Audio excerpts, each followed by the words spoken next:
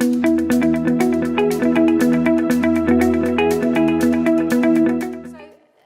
you for all attending this session. I've been running sessions at What Works, in fact every What Works now for the last 2 years. So have any of you been in a session I've run before? Okay, that's good. Maybe. So first of all, let me introduce myself to you and to explain, I'm not a teacher. I'm not involved with schools at all. Basically, I run a consultancy firm called Customer at Heart, and I do a lot of work with KHDA because a lot of the stuff that I do is around helping organisations to connect better with their customers, which obviously relates to schools as well. You have your customers, school children, parents, governors, etc., etc. But also increasingly, a lot of the work that I do is around creativity and innovation and helping organisations to unlock that. And over the course of the last 2 years, we've been doing a lot more work directly and presenting at sessions like this to bring all that learning from outside, because I see what organisations are looking for in the children that you're educating today. Okay, so that's the perspective I'm able to bring you, the outside in and the inside out. I also say I am a mother of, I can't even call them children anymore, so I've got a 17-year-old, a 20-year-old and a 22-year-old. So I've seen them go through the school process, and I've been in Dubai for 16 years, so they've been educated in Dubai as well. Okay, so that's my connection with the school system.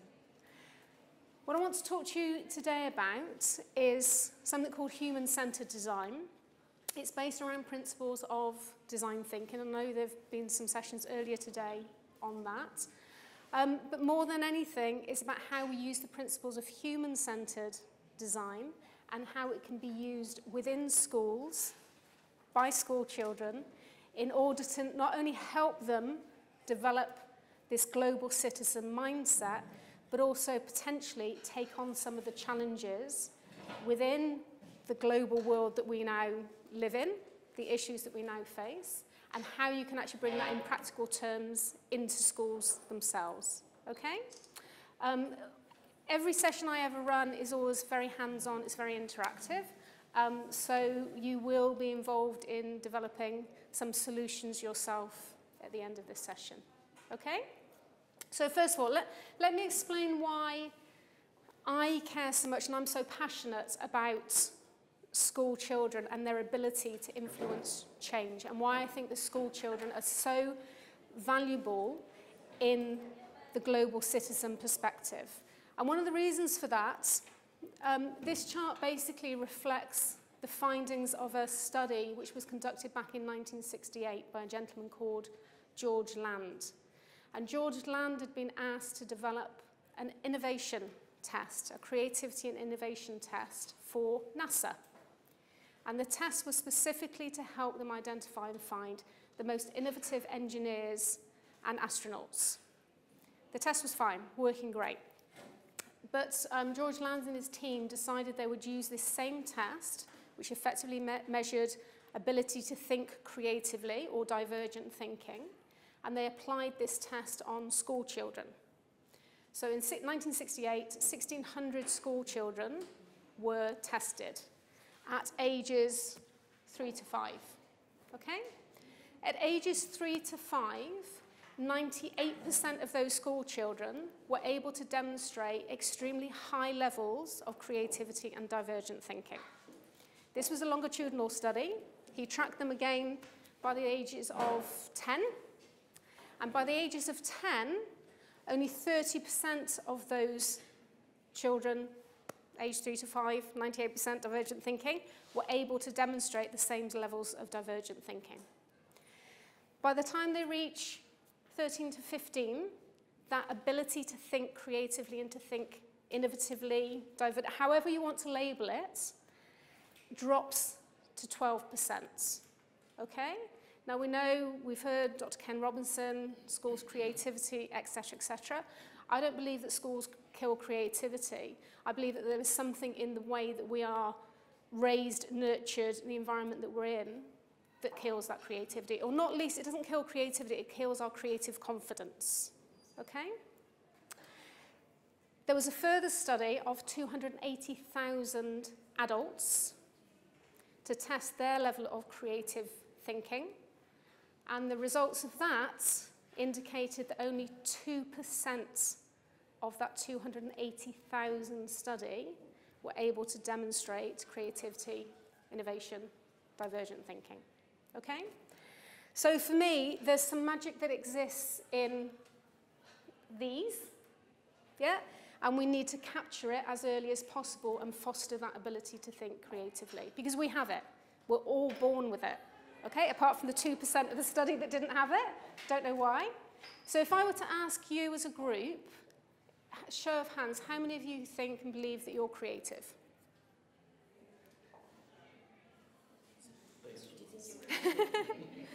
Okay, so slightly more than the 2% that the 280,000 would suggest.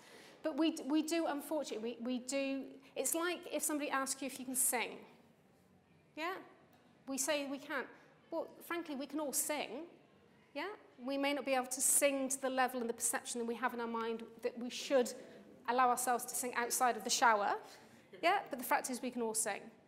And we are all, I absolutely fundamentally believe we all have an innate creativity within us. Okay?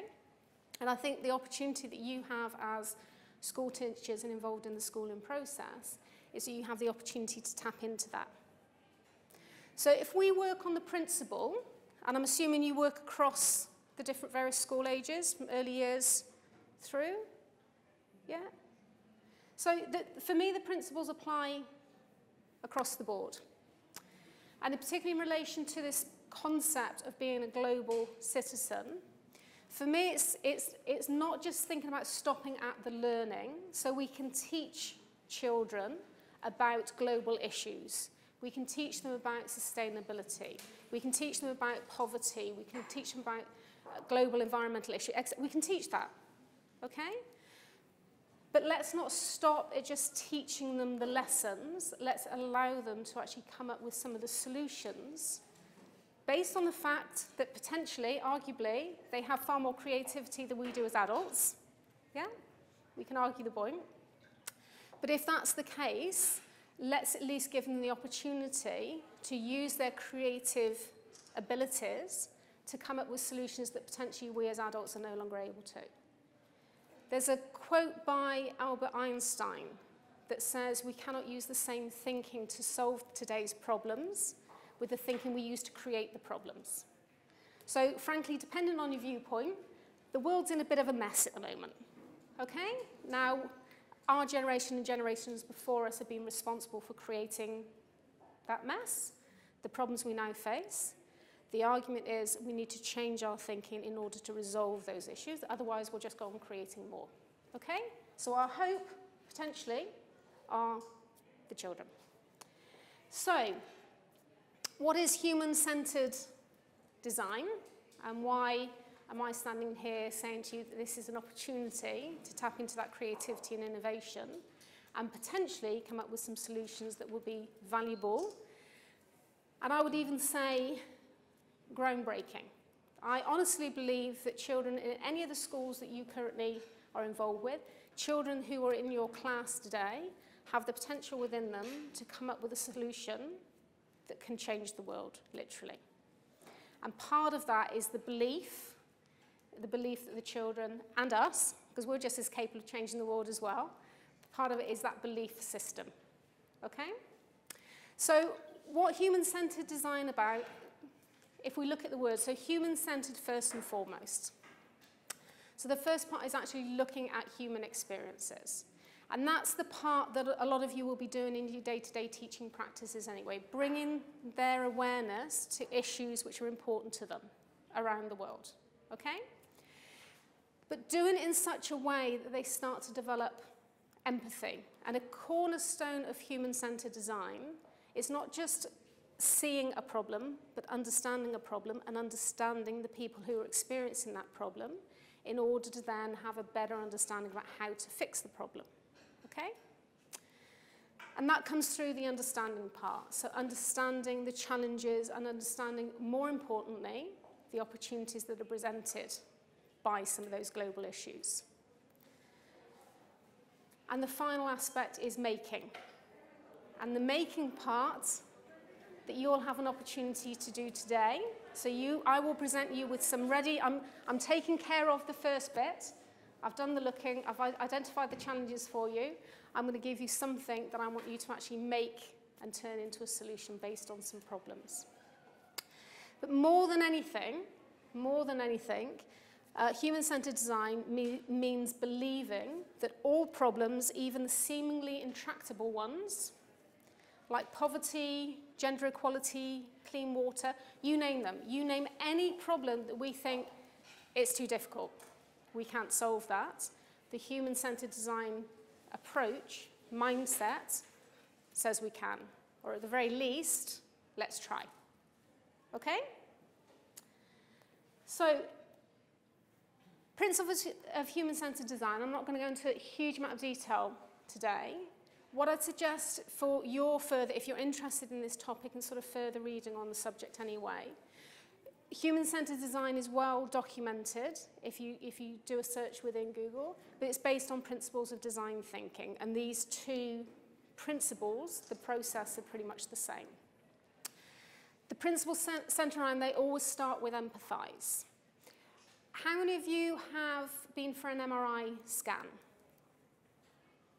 Anyone? Oh, you're the lucky ones. For those of you that haven't been for an MRI scan, you know when you go into the principles of it, you're basically go into sort of the tunnel, okay? There's a gentleman called Doug Dietz, and he was designing MRI scanning machines with GE Electrics for the last 20-something years. And to all intents and purposes, the MRI scanning machines that he made, they did their job.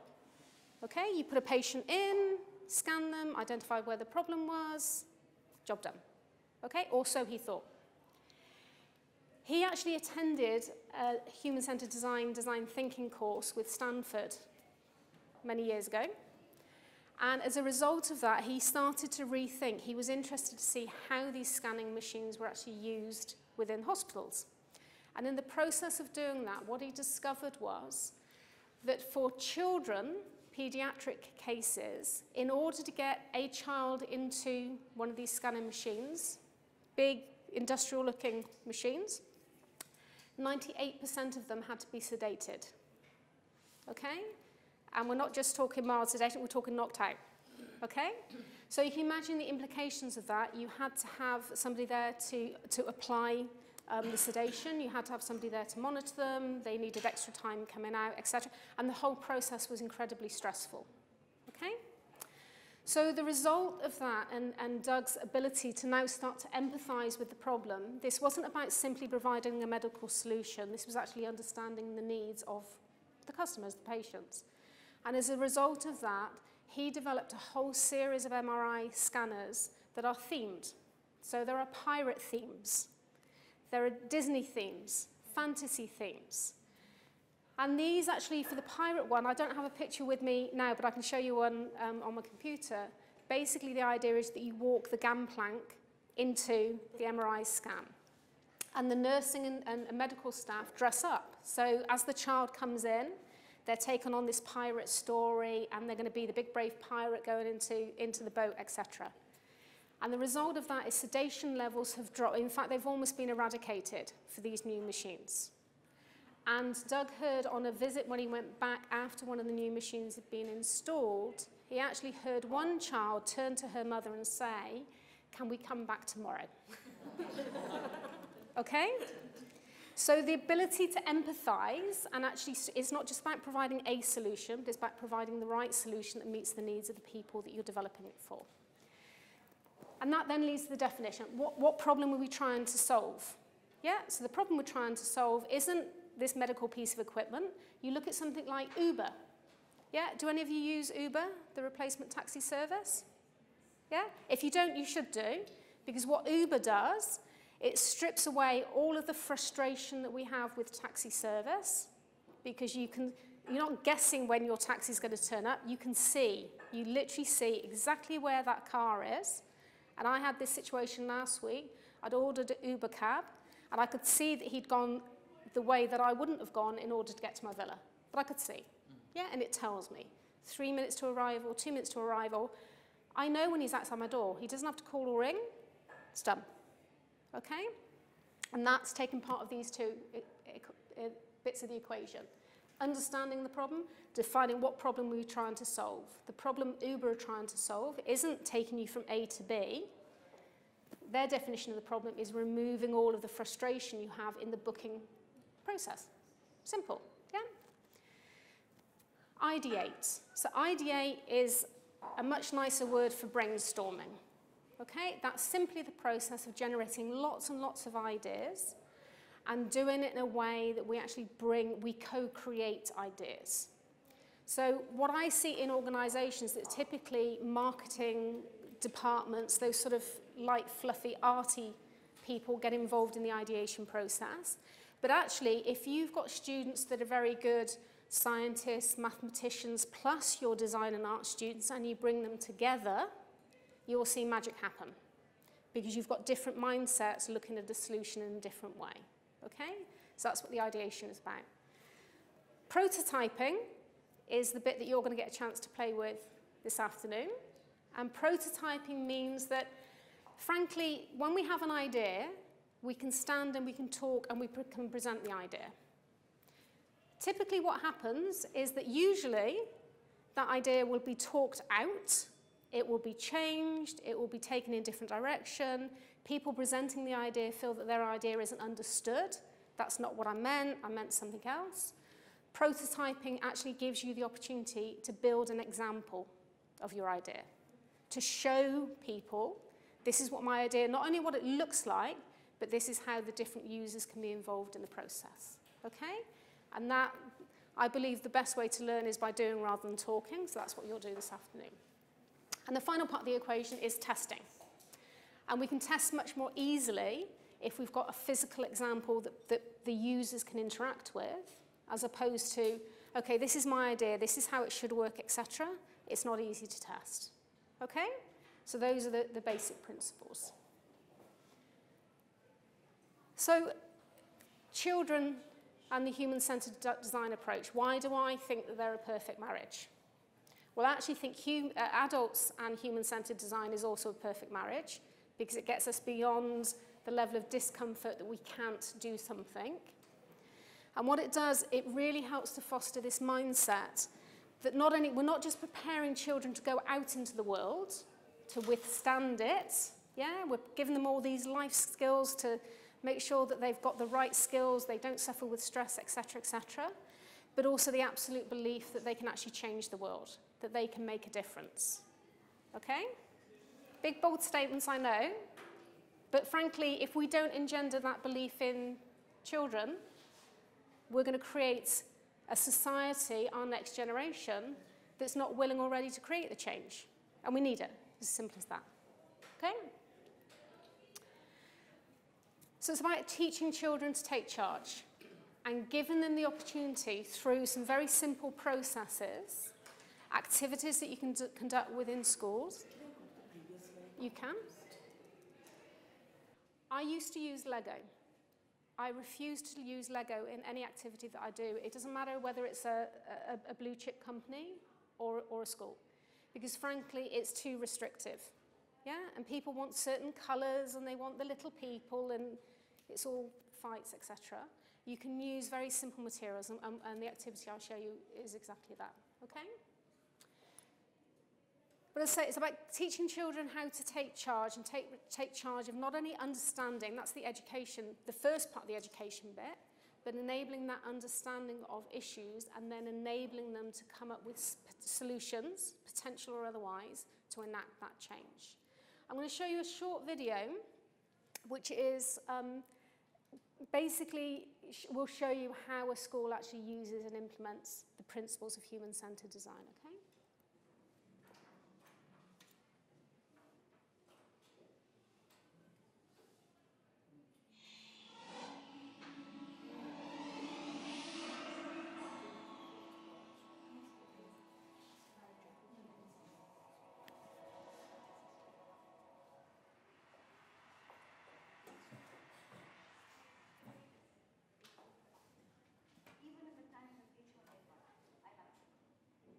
Laughter is contagious, passion is contagious, inspiration is contagious. We've heard some remarkable stories from some remarkable speakers. But for me, what was contagious about all of them was that they were infected by something I call the I can button. The question is, why are we there? In a country of 1 billion people and some, why so few? Is it luck? Is it chance? Can we all not systematically and consciously get infected? So in the next 8 minutes, I would like to share with you my story. I got infected when I was 17. When as a student of the design college, I encountered a Duz who actually believed in my ideas, challenged me, and had lots of cups of chai with me. And I was struck by just how wonderful it felt and how contagious that feeling was. I also realized I should have gotten infected when I was 7. So when I started Riverside School 10 years ago, it became a lab to prototype and refine a design process that could consciously infect the mind with the I can button.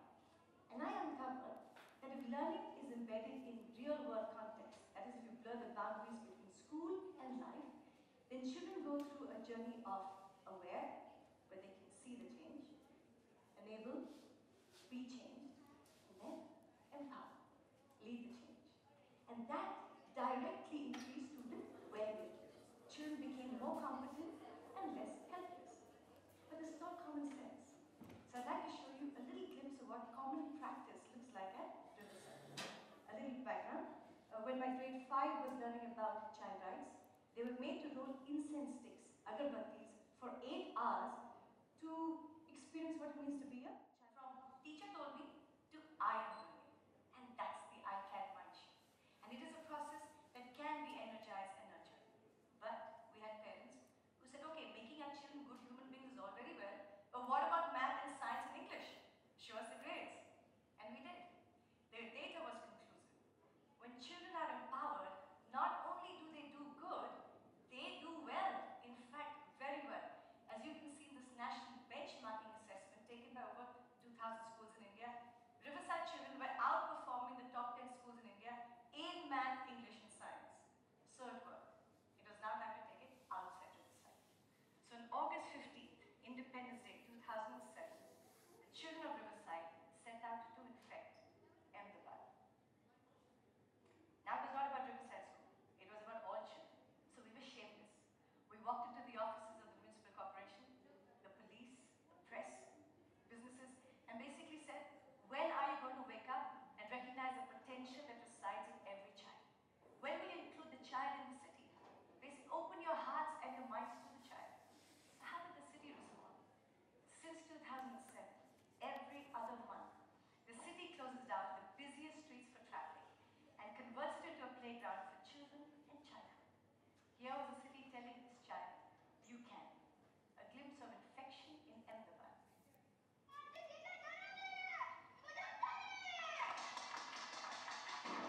So, the busiest streets closed down. We have the traffic police and municipal corporation helping us. It gets taken over by children. They are skating. They are doing street plays. They are playing, all free, for all children.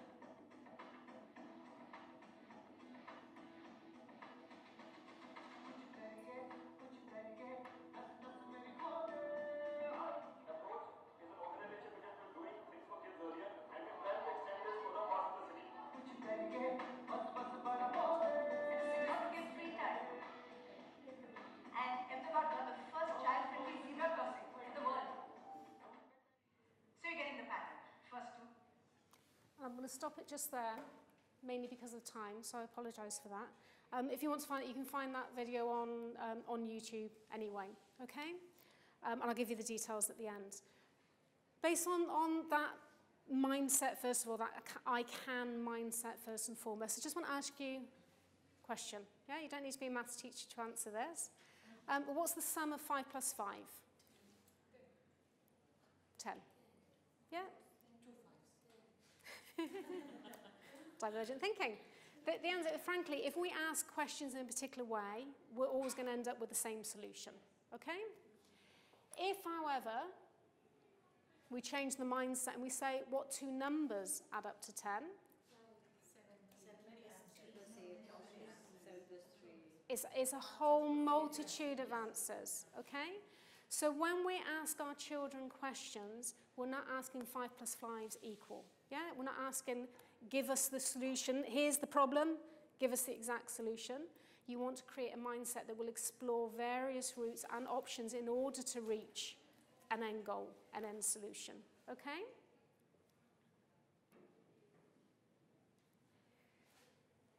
The aspect you don't see in the video from Kieran is kind of the prototype and the testing. They've certainly got the mindset, they've got the empathy, that rolling of the incense sticks. I'm not sure that any school anywhere in Dubai would actually get away with that. But I think in terms of proving and demonstrating empathy, that's probably one of the the best but the extreme examples you're going to see. Yeah? Allowing children not just to see and read something, but experience the problem that they're defining solutions for. But what's the point of them seeing that to actually come up with an idea and potentially implementing that solution if all it just remains an idea? And what you did see from the example from Riverside School and what Kieran's talking about is basically implementing those solutions. Or at the very least, and what you'll see through the prototyping process we go through today, building some solutions that potentially could be implemented. So it brings the sort of reality of the ability to do something positively for change much closer to the children. Yeah? Rather than just talking that we could do, it actually stretches the imagination further. And this quote, which I love, is what's the good of an idea if it remains an idea? Try, experiment, iterate, fail, try again, change the world. And one of the core principles of human-centered design and design thinking is very much centered around the positivity of failure. Okay? Now, generally, the school system is not good at encouraging failure within our children, because our perception of failure is that once we fail, we haven't succeeded. Actually, if you fail, learn from the experience, try again, reiterate the solution, develop a better solution, you've no longer failed. In fact, you've ended up with a far better solution you would have had in the first instance. Okay? So I said we were going to do a challenge, and one of the reasons I cut short that video is because I've got an activity I want you to do that we need just 10 or 15 minutes. And what I'm going to do in these packs, this is a complete design challenge pack, and I've done this in a way so you can see how easy this would be to implement in the school. And I'll explain, okay? I know what happens. School teachers are the most undisciplined people I tend to talk to. I know exactly what will happen when I give this out. All the behaviours that you have within your classroom, yeah, will happen. Okay? So in advance, I'm going to tell you what we'll do before I hand them out, because otherwise everybody's going to be... Okay. In this pack, you will find, and I'll find you an example, a piece of paper with a design challenge on. And I've intentionally set these, so they're quite broad in their scope, and it's intentionally written as a what two numbers equal 10 rather than 5 plus 5, okay? This one, for example, is how we might encourage more people to recycle. And what you'll also find are a range of different little materials and things. I think you can work in pairs or threes if you want to. I'll give one to each of you. When I give you the pack, you've only got 10, 15 minutes to finish this, because you'll be thrown out at 2 o'clock. I want you to look at the challenge you've been set using the materials that you find in this bag. I provide scissors, but there's no glue, nothing else, just the materials you've got there. You will find fasteners, as in you can use the pipe cleaners as fasteners, etc. You'll find something for structure, and you'll find something as a surface. I want you to look at your design challenge, think of what your solution might be, and build an example of it. Okay? So, off you go. Yeah. Okay, so you've got 2 threes there. Perfect.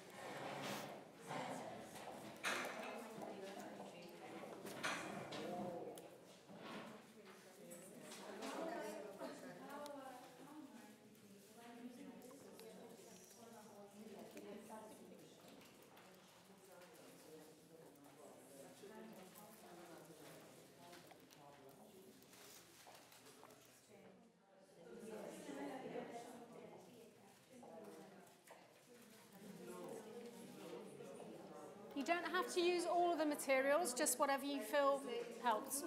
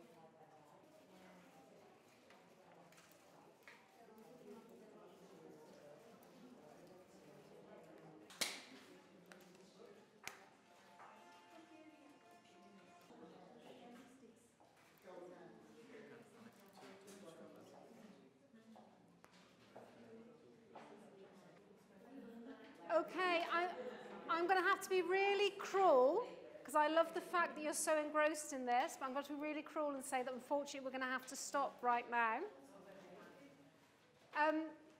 Just very quickly, can you just explain very, very quickly what your challenge was and what you've developed? One moment.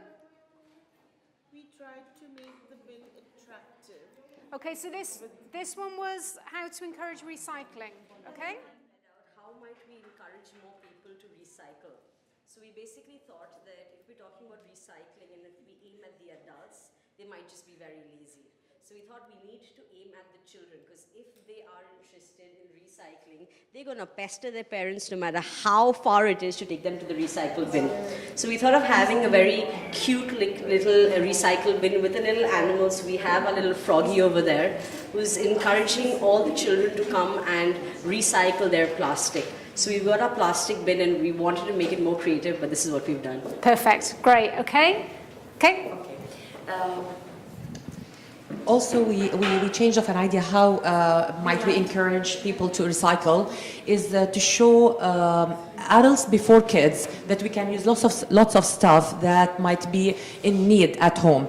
For example, instead of buying new toy for your son, you can use material that you have and show him the happiness after, when he gets the toy. So we. So you're making new toys from the old stuff. Yeah. This is environment friendly. Protecting the environment, so we can spread the word of protecting, making the most use of their resources. Perfect. And using them genuinely, not just for their wants, but to satisfy their needs. Excellent, okay. And also, we teach them at the same time how they have to keep the environment safe by using, by recycle. Okay. Yeah. Perfect. And also, we can teach. I'm gonna have to stop you there. I'm so sorry. So, would anybody else? We've literally just got a couple of minutes left. We thought of how might we encourage more people to read books. Okay. So we created a model, a basic model. If you read more books, you're gonna have a brain. You're gonna have a lot of knowledge. See, this is the brain, and then you'll invent something. This is a chip that fights cancer, and this is a medication for cancer, easy medication. So you could change the world when you read. You could do something. Okay. Excellent. Okay. Perfect. Listen, I'm so sorry we're out of time because I was asked to start late and I've got another session starting at 2. What I just want to leave you with, okay, is this principle, hopefully what I've shown you. Think of the process in terms of I've given you the challenge, but think of the process you can take your school children through in terms of letting them identify the challenge, doing some research around the problem. So, why are we looking at recycling, for example? What is it that's driving us from a global perspective that means that we have to do that? What's the impact? Who's that going to influence? Who's that going to benefit, etc., etc.? Okay, reading books. It can be anything. The challenges that you identify can be absolutely anything.